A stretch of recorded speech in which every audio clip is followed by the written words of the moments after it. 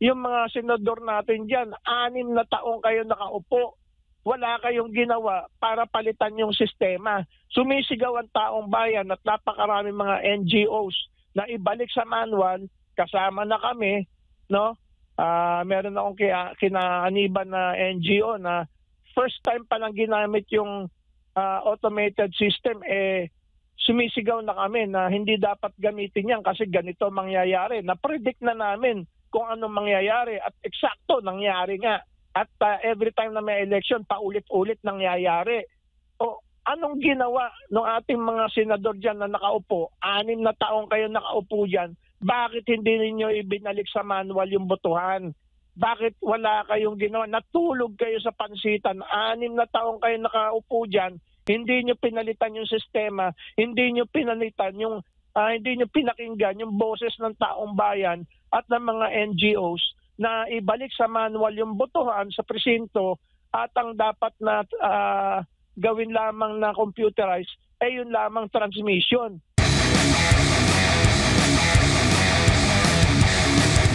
During sa pagbibilang nung partial at yung unofficial tally nga po, Prof, nung araw ng after ng eleksyon, meron pang isang issue, although na-explain naman ito ng COMELEC, pero siyempre medyo technical lang po masyado. Dahil halos karamihan po sa mga kandidatong sa pagkasenador ay nabawasan, no, ng mga boto. Kasi 1:38 a.m., madaling araw po, nasa 26. For example lamang si Senator Bongo, nangunguna siya. Pero lahat po ng mga kandidato talagang binawasan. Halimbawa na lamang si Senator Bongo, nasa 26 million mahigit po yung kanyang boto nakuha.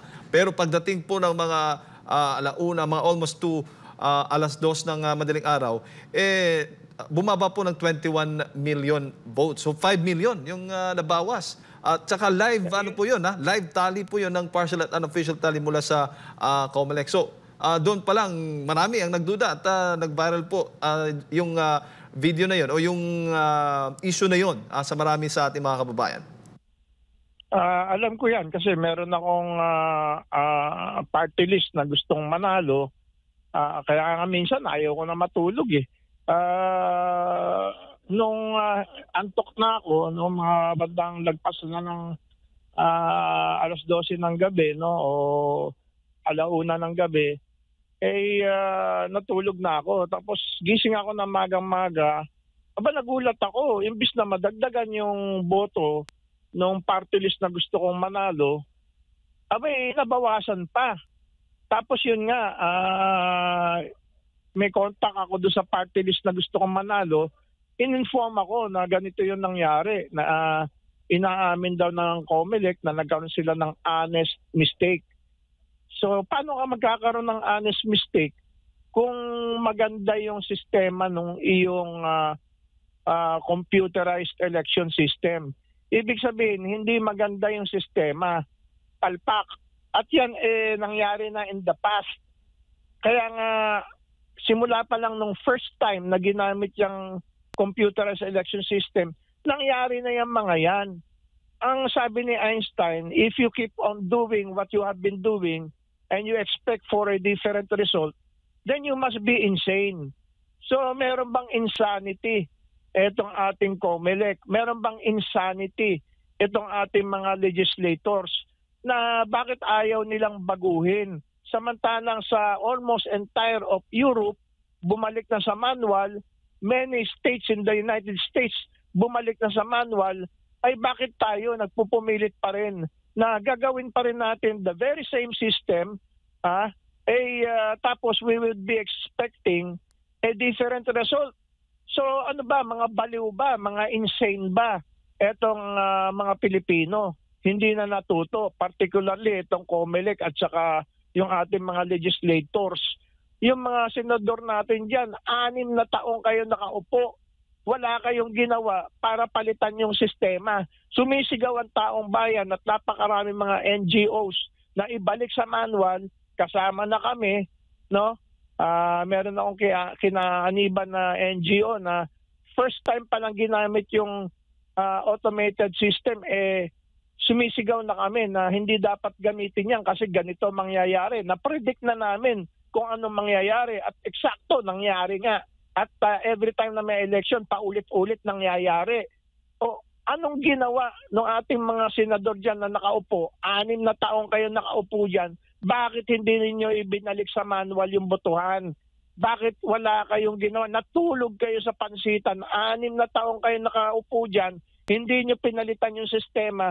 Hindi nyo pinalitan yung hindi nyo pinakinggan yung boses ng taong bayan at ng mga NGOs na ibalik sa manual yung botohan sa presinto at ang dapat na gawin lamang na computerized ay yun lamang transmission.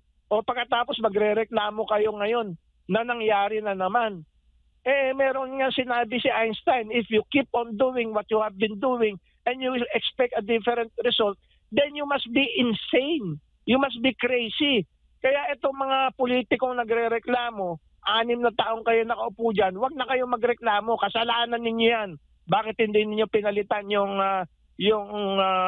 system natin into manual voting and electronic transmission na marami ng beses pinapatawag yung mga NGOs natin dyan sa Senate at saka sa House na yun nga ang pinagtutulakan pero hindi pinapakinggan. Yun pa rin ang ginagamit, the same system. So how can you have a different result? Yun ang ginagamit mo, yung binibilugan yung bilog sa ano na yun, obsolete na yun, hindi na yung ginagamit sa ibang bansa. At sa ibang bansa, obsolete na ang automated voting. Bumalik na sila lahat sa manual voting. Panoorin nyo sa TV, sa news, pag nagbobotohan sa Britain, sa France, sa Germany, in some states of the US, makikita mo manual na yung botohan doon. Bakit tayo dito pinagpipilitan pa rin natin yung computerized? Samantalang yung mga European countries, American states, advanced sila sa computer technology. Bakit sila bumalik sa manual? Because they realize na mas madaling dayain ang computerized election kesa sa manual election. Sa totoo lang, kasi isang pindot mo lang dyan. Kausap mo lang dyan isang tao, yung gagawa lang nung program. Yun lang ang kausap mo. Samantalang bago ka makapandaya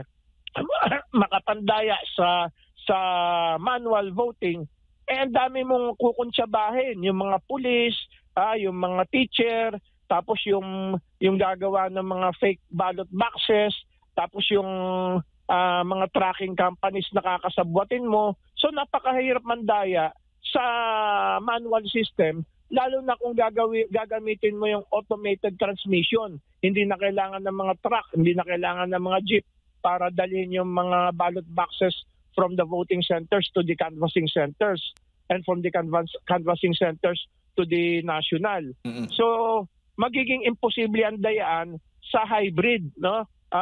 Manual voting, manual counting in the precincts, kitang-kita ng lahat ng tao, may full transparency. Tapos automated transmission. Pag hindi nagtali yung sa manual counting, yung transmit doon sa canvassing center, adi dapat ang manaig yung sa manual counting sa presinto. Ganun lang kasimple yun. So magiging imposible ang dayaan. Ngayon, nung bago gamitin yung very first automated system, kasama ko yung congressman na kaibigan ko, hindi ko nababanggitin yung pangalan, at saka yung Amerikano na nag-present ng imposible talagang mahahack yung system nila. No? Walang port, tapos ang dami mga safeguards. Tapos sabi niya, kausap niya yung congressman, sir, siyempre sa English, tatagalogin ko na lang para may maintindihan ng mga nakikinig. Sir, bakit hindi kami nanalo? Hindi kami pinili ng Congress at initsipera para binaliwala yung aming presentation, samantalang foolproof, imposible makapandaya. Alam mo ang sagot ng kaibigan kong congressman, kaya nga kayo hindi tinanggap namin kasi hindi kami makakapandaya Tapos nagtawanan kaming lahat. Pero yung biro na yon nung congressman na kaibigan ko, may laman yun. At kaya hindi tinanggap yung pinipresent ng Amerikano na yon ay dahil nga almost impossible makapandaya. So itong sistema na ginagamit natin ever since, napakadaling mandaya. No? Napakadaling mandaya at walang transparency. So kailangan talaga ay bumalik na sa manual voting and manual counting and gawing automatic yung transmission para hindi na magkakaroon ng ballot box switching. Opo. Bago ko lang ipasa kay partner Admar Prof, si Attorney Israelito Torion, kung inyo pong nakikilala, siya po ay sa tagapagsalita ni Pastor Apollo C. Kibuloy, ay nagbigay po ng kanyang pahayag patungkol nga dito dahil nga si Pastor Apollo C. Kibuloy ang nananawagan din na magkaroon nga ng manual counting dito nga sa resulta ng botohan. Ilan po sa bahagi po ng kanyang pahayag, sabi po ni Attorney Torion na nakasad po sa ating saligang batas pala itong mano-manong bilangan ng mga boto sa antas po ng presinto. Particular na binanggit po niya itong Section 31 ng RA 9369 o ay yung Election Automation Law. Subalit, sabi niya, ay hayagang hindi pinansin po ng COMELEC. Pero tinanong po ng isa po sa ating mga reporters ng SMNI, ang COMELEC chair, tinanong po natin yung sinabi, yung pahayag ni Attorney Torion. Ang sabi ni Chairman Garcia, kung ganun pala, bakit simula noong 2010 walang manual counting? Ang tanong naman ulit ng ating reporter, so pwede pala talaga ang manual counting? Hindi lang po talaga naipatupad since 2010? Tama ba, Chair? Sabi, sagot naman ni Chairman Garcia, hindi. Sa debate ng Congress, full automation talaga. Kung di lang nakapag-automate ng 2010, yan ang gagawin. Meron ho ba kayong narinig na debate noon sa Kongreso patungkol butito sa full automation na talaga? Alam mo, nakalagay nga dyan na automation, ano? Pero walang pagbabawal. No? Walang pagbabawal na magkaroon ng manual. Kasi bakit hindi nilagyan ng pagbabawal? Kasi baka magkaroon ng unforeseen circumstances in the future na magkaroon ng emergency. Let's say hindi na manufacture yung mga machines on time at imposible na magkaroon ng automated election. So hindi pinagbabawal ang manual election. So sa statutory construction, sa pag-interpret ng mga batas, what is not expressly prohibited is allowed. Kaya nga sinasabi ko siya kanina, if you would remember, early on, kanina, sinabi ko na hindi naman bawal ang manual votation and manual counting, no?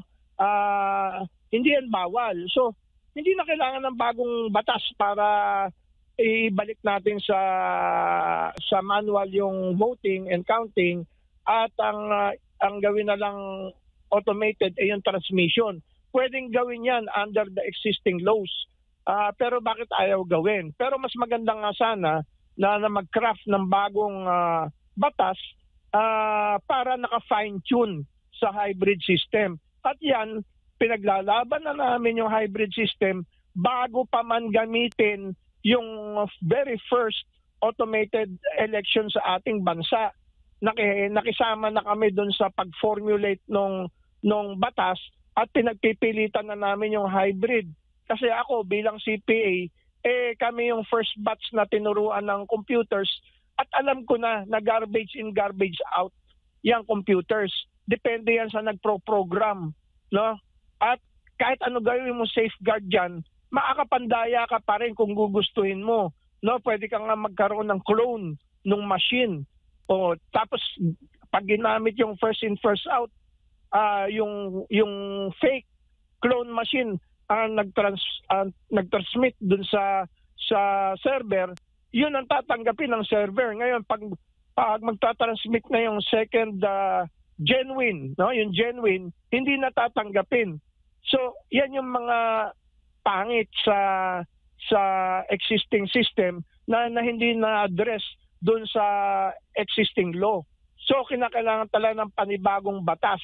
At nagtataka ako, nung pag-upo ni Amy Marcos, yan na yung inaatupag niya. Pero later on, nakalimutan na ni Amy Marcos. Hindi na niya inatupag. So 6 na taon si Amy Marcos at yung iba pa mga senators dyan na hindi nila kami pinakinggan, na pinaglalaban namin yung hybrid system, yung manual voting and manual counting and electronic transmission, tapos i-address yung problema ng cloning of the electronic transmission para maging imposible yung pagpasok ng pekeng transmission. So dapat gumawa sana ng batas. Matagal na namin ito sinasabi. Bago pa man ginamit yung automated system, kinakraft pa lang yung original law, ay sinabi na namin yan. Ay bakit hindi kami pinapakinggan? Baka totoo yung sinasabi ng aking congressman na kaibigan noon doon sa Amerikano, nung nag-uusap kaming tatlo. Sabi niya doon sa Amerikano, precisely, kaya nga hindi tinanggap yung system ninyo kasi imposible kami makapandaya So biro na may laman. Yan po ang katotohanan diyan kasi mas madali nga mandaya sa computers kesa sa manual. Kasi yung manual nga po merong full transmission ayon sa jurisprudence ng iba't ibang Supreme Courts ng iba't ibang countries in Europe at iba't ibang state Supreme Courts sa iba't ibang states ng United States. Ay bakit tayo na yung ating batas ay nanggaling sa Europe through Spain at sa Amerika, ay bakit hindi tayo sumunod para magkaroon ng full transparency at mahirap magkadayaan, almost impossible. Bakit ba ayaw natin yung imposibleng makapandaya? Bakit ang gusto natin parati yung may butas? Baka totoo yung sinasabi ng biro ng aking kaibigan na congressman na ayaw namin yan kasi hindi kami makakapandaya dyan. No, yan ang problema, yung ating mga legislators.